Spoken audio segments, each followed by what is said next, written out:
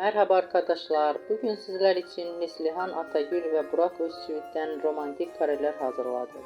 Burak Özçivit, Kara Sevda, Kuruluş Osman ve Çalı Kuşu dizisinde rol almış ve herkes tarafından beğenilmişler. Biz de sizler için onların güzel paylaşımlarını hazırladık. Bu videoların devamlı gelmesini istiyorsanız kanalımıza abone olup yorum yazmayı unutmayın. Yani bu kadar.